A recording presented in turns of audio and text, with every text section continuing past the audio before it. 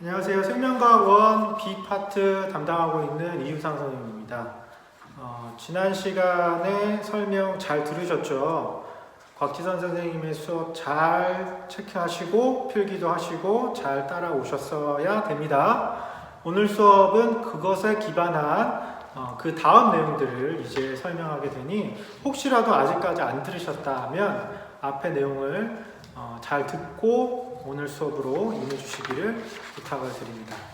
자, 오늘 학습 목표 한번 보도록 하겠습니다. 오늘은요, 활동 전이에 의한 흥분의 전도를 설명할 수 있다. 이렇게 보시겠습니다. 그래서 흥분의 어떤 전도 과정을 오늘과 다음 차시 두 번에 걸쳐서 내용이 많습니다. 그래서 두 번에 걸쳐서 수업을 진행하게 될 거고요. 이 내용은 매우 중요합니다. 흥분의 전도와 전달 과정이 이제 속도하고 이렇게 맞물려서 문제가 좀 출제되고 있습니다. 어려워하시는 분들이 꽤 많기 때문에 이 내용 잘 정리해 두셔야 될 것 같습니다. 자, 오늘 수업에 들어가기 전에 앞서서 지난 이야기를 조금 해보도록 하겠습니다. 기본적으로 신경세포라고 하는 것의 구조적인 것들을 일단은 여러분들이 알고 계셔야 됩니다. 지난 이야기에서 보시는 것처럼 신경세포, 우리가 뉴런이라고 하죠. 이 뉴런이 기본적으로 갖고 있는 형태적 특징, 이런 것들을 좀 보실 수 있을 겁니다. 가질돌기가 이렇게 뻗어져 있고요. 거기에 축삭돌기라고 하는 굉장히 긴 형태의 돌기가 나와 있습니다.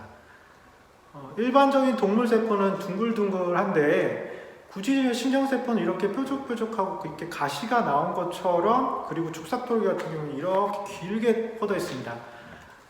이유는 뭘까요? 형태적인 이유가 분명히 있기 때문에 저런 모양을 가졌는데 이유가 뭐가 될까요? 기능과 관련이 있겠죠. 신경세포체가 하게 되는 기능이 뭡니까? 자극이 들어온 이 자극을, 흥분을 어떻게 전달하느냐라는 것이 목적이고 기능이기 때문에 자극을 전달을 손실 없이 빠르게 하기 위해서 이와 같은 형태를 가지게 된 것으로 보입니다.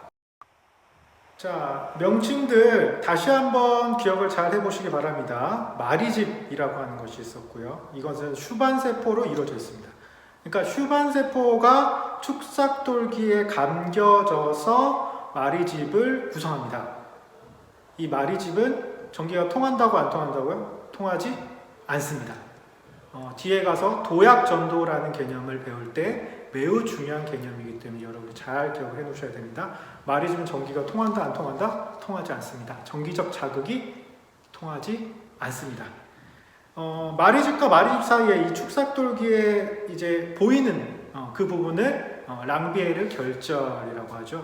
실제로 프랑스의 과학자죠. 랑비에르가 이제 명칭을 정한 것으로 보입니다. 그래서 랑비에 결절이라고 하는 것을 통해서 나중에 얘기하게 될 도약전도라는 것도 이루어지게 되어 있다. 이렇게 보시면 되겠습니다. 자, 그리고 신경세포에 대한 종류도 정리되어 있을 겁니다. 구심성이라든가 원심성이라든가 이해를 하시면 굳이 외우실 필요가 없을 것 같아요. 그리고 연합신경이라든가 이런 것들이 어떤 역할들을 주로 하고 있느냐라는 것이 목적이고, 신경세포체의 위치라든가 마리집이 있느냐 없느냐라는 것, 그리고 속도 면에서 여러 가지 것들 정리를 지난 시간에 곽지선 선생님께서 굉장히 잘 해주셨습니다. 필기도 하시고 정리를 잘 해 놓으셔야 될 것 같습니다. 자, 흥분에 대해서 좀 알아볼까요? 신경세포가 자극을 받아서 세포막의 전기적 특성이 변하는 현상을 우리는 흥분이라고 한다. 여러분이 알고 있던 그런 흥분이 아니고, 이 신경세포체에서 이제 자극이 들어왔을 때 신경세포가 자극을 받아서 전기적 특성이 변하는 것을 우리는 뭐라 부른다? 생명과학에서는 흥분이라 부른다. 이 흥분이 오늘 배울 내용은 전도입니다. 뒤에 가면 이제 전달이라고 하는 것이 있습니다. 전도와 전달은 다른 개념입니다. 전도는 뭐냐면 지난 시간에 형태적으로 얘기했었던 축삭돌기에서 이 전기적 특성이 어떻게 이동해 가느냐, 어떻게 변해서 이동해 가느냐라는 것이 전도입니다. 그래서 흥분의 전도는 정리된 것처럼 흥분이 신경세포의 축삭돌기를 따라 이동하는 과정을 말씀드리고 있습니다. 자, 다음으로 넘어가서 이 흥분의 전도, 그러면 축삭돌기에서 흥분의 전도는 어떻게 일어나느냐라는 얘기들을 해볼 수 있을 것 같은데요. 그 전에 여러분들이 알아야 될 내용이 있습니다. 막전이라고 하는 내용이죠. 보시다시피 세포막을 경계로 신경세포의 세포막 안쪽과 바깥쪽 사이에 전위의 차이가 나타난다라는 겁니다. 그럼 기준은 뭘까요? 축삭돌기가 기준일까요? 축삭돌기 밖이 기준일까요? 상대적인 얘기를 하겠지만 어쨌든 축삭돌기 안이 기준이 될 겁니다. 그래서 축삭돌기 안에 어떻게 전이차가 나타나느냐라는 얘기들을 하는 것이 뭐다? 막전이다 라고 설명할 수 있을 것 같습니다. 자, 신경세포가 항상 흥분되어 있지는 않을 것 같아요. 당연히 쉬고 있을 때가 있을 겁니다.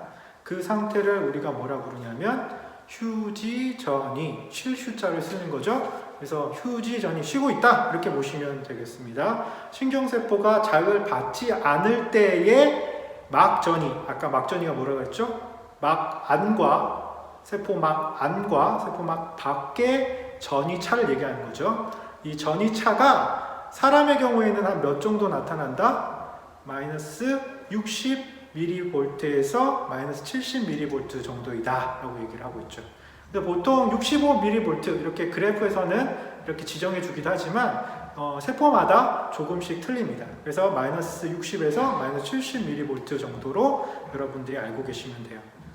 이게 무슨 얘기냐 라고 하면 막 안과 축삭돌기 막 안과 막 바깥의 전위차를 알아봤더니 상대적으로 안쪽이 마이너스 전하를 띠고 있더라. 어느 정도 띠고 있더라? 마이너스 60에서 70 정도의 전위 차이를 나타내고 있더라 라는 겁니다. 자, 쉬고 있을 때, 쉽게 얘기하면 쉬고 있을 때의 신경세포 즉 축삭돌기의 막 전이차가 60에서 70 정도 나타나고 이것을 뭐라 부른다? 쉬고 있을 때의 상태라고 해서 휴지전위라고 합니다. 휴지전위. 이 휴지전이라고 하는 개념은 쉬고 있을 때죠. 그렇다면 쉬고 있지 않을 때, 실제로 자극이 와서 흥분이 일어났을 때 그 상태를 우리는 활동전이가 발생했다 이렇게 얘기하거든요. 그래서 자, 다음은 흥분의 전도 과정에 대해서 얘기를 해보려고 합니다. 흥분의 전도 과정은 앞에서 말했던 그 막전이에 대한 어떤 상태에 대한 표현이 아니라 전도 과정에 대한 단계별로 이름이 붙어 있습니다. 첫 번째는 분극, 그 다음에 자극이 들어와서 흥분이 된 상태를 탈분극, 그 다음에 원상태로 다시 돌아가는 것을 재분극 이렇게 얘기를 합니다. 그 중에서 휴지 상태와 같은 상태라고 보실 수 있겠죠. 제일 첫 번째로 우리가 배워야 될 단계는 분극이라고 하는 단계입니다.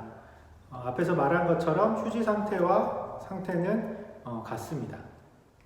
자, 분극에 대한 설명을 보도록 할까요? 그러면 신경세포의 세포막을 경계로 안쪽은 상대적으로 음전하를 띠고 있죠. 당연히 아까 얘기한 것처럼 마이너스 60에서 70mV의 전이차를 보인다라고 했죠. 그러니까 안쪽이 마이너스라는 거고 바깥쪽이 상대적으로 플러스 극을 띠고 있다라는 겁니다. 어디? 축삭돌기의 세포막의 안쪽과 바깥쪽, 그러니까 축삭돌기와 바깥쪽에 전이차가 그렇게 나고 있는 상태를 우리는 휴지전이라고 얘기를 했었고, 단계로 봤을 때 흥분의 전도 과정의 단계로 봤을 때 첫 번째 단계는 분극은 극이 나누어져 있다라는 의미입니다. 그래서 지금 얘기한 것처럼 안쪽은 마이너스, 바깥쪽은 플러스를 띠고 있는 상태를 우리는 분극이라고 합니다. 그러면 이 마이너스 극을 띠게 되는 요인이 있을 거예요. 그 중에서 첫 번째, 제일 중요한 요인은 나트륨 칼륨 펌프에 의해서입니다. 나트륨 이온이나 칼륨 이온은 둘 다 양극, 플러스 극을 띠고 있죠. 근데 양이온인데 이것의 어떤 불균등한 분포로 인해서 안쪽이 마이너스, 바깥쪽이 플러스 극을 뜨게 되는 겁니다. 나트륨 이온은 밖으로, 그리고 칼륨 이온은 안으로 이게 펌프질을 하게 되는 거죠. 펌프할 때는 당연히 힘이 들어갑니다. 에너지를 쓰는 작용이라는 거죠. 우리가 1학년 때 잘 배워보신 분들은 들어는 봤을 것 같아요. 능동수송이라고 하는 것을 하게 되는 거고요. 이 능동수송에는 당연히 ATP가 사용됩니다. 그러니까 기본적으로 휴지 상태, 분극 상태에 있을 때에도 신경세포는 에너지를 쓴다 안 쓴다? 쓰고 있다라는 얘기죠. 예. 이 나트륨 칼륨 펌프를 계속 돌려서 나트륨을 바깥쪽으로 끄집어내고 칼륨을 안으로 집어넣기 때문에 이 에너지를 쓰는 작용인 ATP를 사용하는 작용인 나트륨 칼륨 펌프가 계속 돌아가고 있다. 쉬고 있을 때에도 이렇게 생각해 볼 수 있을 것 같습니다. 앞에서 말한 것처럼 나트륨 이온이나 칼륨 이온은 둘 다 양이온입니다. 근데 양이온이 뭐 밖으로 나가던 안으로 나가던 뭐 그게 왜 불균등 분포에서 분극을 나타내는지 좀 이해가 안 되실 수 있을 것 같습니다. 간단하게 얘기해 드리면 밖으로 빼는 게 더 많습니다. 그러니까 나트륨 이온은 한 번의 기저귀에 3개의 이온이 빠져나간다고 보면 칼륨 이온은 2개만 집어넣습니다. 둘 다 양이온이지만 결국엔 플러스 마이너스를 따져보면 결국에 마이너스 극을, 안쪽이 마이너스 극을 띌 수밖에 없는 거죠. 양이온을 계속 퍼서 밖으로 끄집어내기 때문이죠. 자, 나트륨 칼륨 이온 펌프의 어떤 작용으로 분극이 나타나기도 하지만 부가적으로 여러 가지 것들이 서포팅이 되어야 아까 얘기했었던 마이너스 60에서 70mV라고 하는 전이차를 만들어낼 수 있습니다. 칼륨 이온 통로나 그리고 나트륨 이온 통로가 있습니다. 이 두 가지가 나트륨 이온 통로는 열리지 않습니다. 지금 분극 상태일 때는 나트륨 이온은 열리지 않고 칼륨 이온 통로는 일부가 열려 있습니다. 이 칼륨 이온 통로가 일부가 열려 있다라는 것은 어떤 의미를 가지게 될까요? 나트륨 이온은 밖으로 끄집어낸다 라고 했고요. 칼륨 이온은 안으로 집어넣는다 라고 했습니다. 그런데 이 칼륨 이온만 왔다 갔다 할 수 있는 이 통로가 세포막에 존재하는데 일부는 열려있다 라고 하면 이 열려있는 그 통로로 칼륨 이온은 어떻게 이동을 할까요? 밖에서 안으로 들어올까요? 아니면 안에서 밖으로 나갈까요? 나트륨 칼륨 이온 펌프가 아까 뭐 한다고 했죠? 칼륨 이온을 안으로 집어넣기 때문에 칼륨 이온은 안쪽이 많이 있습니다. 그렇기 때문에 확산에 의해서 자동적으로 일부 열려있는 칼륨 이온 통로를 통해서 양이온인 칼륨 이온이 밖으로 빠져나가게 되는 거죠.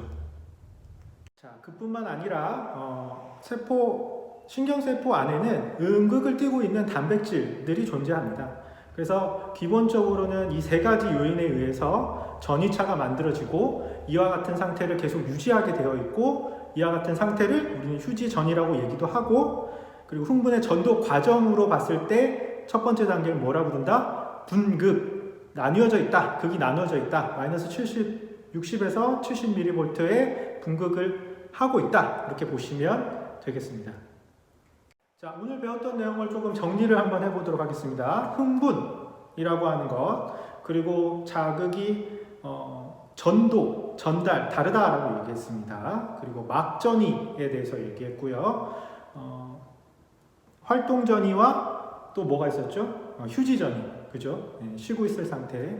휴지전이에 대한 얘기는 결국에는 분극 상태라고 보시면 되겠습니다. 분극 단계에 해당하는 것을 어떻게 만들어졌느냐, 어떻게 세포막에서 어떤 작용이 있어서 분극이라고 하는 것이 이루어질 수 있느냐, 그리고 그것이 지금 쉬고 있는 상태다라는 것 설명을 해드렸습니다. 정리를 잘 해두셔서 다음 시간에 다음 주에 있을 이 수업에 조금 더 집중도 있게 따라와 주시기를 부탁드립니다. 다시 한번 언급을 하지만 수능에서 20문항 생명과학 1을 선택했을 때 20문항 중에서 무조건 한 문제가 나오는 영역입니다. 여러분들이 꼭 정말 이해를 잘 하고 넘어가야 될 부분입니다. 그래서 시간을 충분히 드릴 테니까 잘 정리하시고 숙지하시고 과정을 다시 한번 보시고 하시면 좋을 것 같습니다. 오늘 수업 여기까지 하도록 하겠습니다. 감사합니다.